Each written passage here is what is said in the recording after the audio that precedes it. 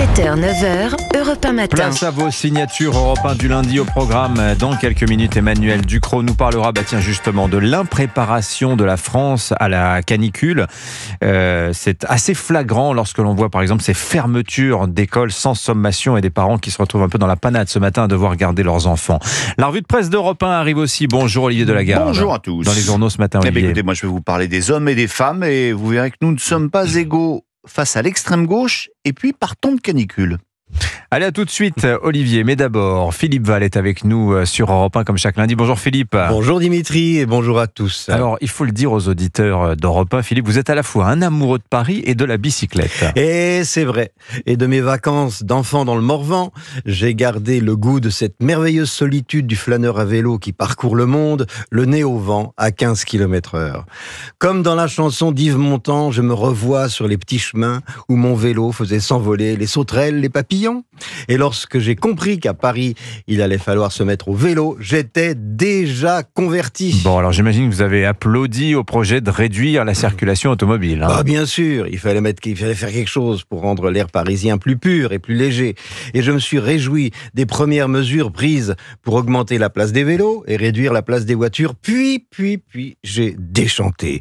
Quel cerveau idéologue rousseauiste fou, enfermé dans des bureaux climatisés de la mairie de Paris, amoureux d'une nature fantasmée et animé d'un profond mépris pour l'être humain, pense la circulation de la ville de Paris.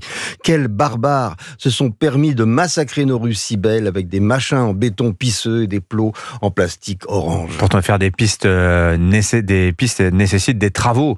C'est quand même assez fatal, ça, Philippe. Oui, mais prenons par exemple la rue Claude Bernard que j'emprunte régulièrement. Ça doit bien faire la 3e fois en 5 ans qu'il la défonce pour changer le sens de circulation. Et moi, je me dis combien ça coûte. Et quand je lis les rapports de la Cour des comptes sur les finances calamiteuses de la ville de Paris, j'enrage. Ces capricieux petits marquis écologistes, ce n'est pas la voiture qu'ils veulent chasser de Paris, c'est l'être humain. De quel droit les génies de la mairie de Paris défigurent-ils nos places ? Prenez la place de la Concorde, une des plus belles du monde. D'un côté, le jardin des Tuileries, de l'autre, l'avenue des Champs-Élysées qui monte vers l'étoile, et au milieu, cette symétrie ponctuée par l'obélisque. C'était magnifique. Mais pourquoi vous employez le passé ?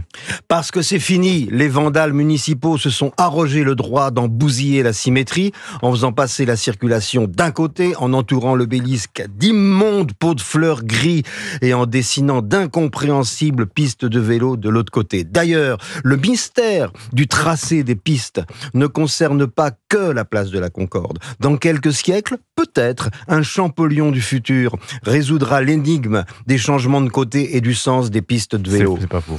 En attendant, personne n'y comprend rien, tout le monde s'en fout, roule n'importe comment, zigzagant entre les trottinettes, les bagnoles et les piétons qui s'injurient et se menacent. Plus l'énergie est douce, plus le monde est dur. La mairie de Paris, dans son grand amour de la nature, nous a renvoyés à l'état de nature, c'est-à-dire la guerre de tous contre tous. Qui met le pied sur la chaussée part en guerre et s'arme d'un gros sac d'injures et du mépris des lois les plus élémentaires du savoir-vivre. Vous exagérez un petit peu quand même, Philippe. Mais non! Allez au carrefour Sèvres-Montparnasse. La mairie y met une pagaille comme elle les aime. C'est une bataille de chiens entre les automobilistes immobilisés, les piétons déroutés et les cyclistes suicidaires devant les portes de l'hôpital Necker des enfants malades. Les ambulances et les voitures de pompiers ont beau déchirer les tympans de tout le quartier, ils n'arriveront jamais aux urgences. Mais c'est pour la bonne cause. C'est pour inciter les malades à venir à pied. Car le piéton est censé être la caste supérieure du nouveau monde de l'énergie douce, suivi de près par le cycliste qui, parce qu'il sauve la planète en pédalant, s'autorise à mépriser le code de la route. C'est la caste inférieure donc ? Eh bien, ce sont les milliers de Parisiens qui chaque année quittent Paris pour toujours, dégoûtés par la gabegie municipale, compte tenu de son choix.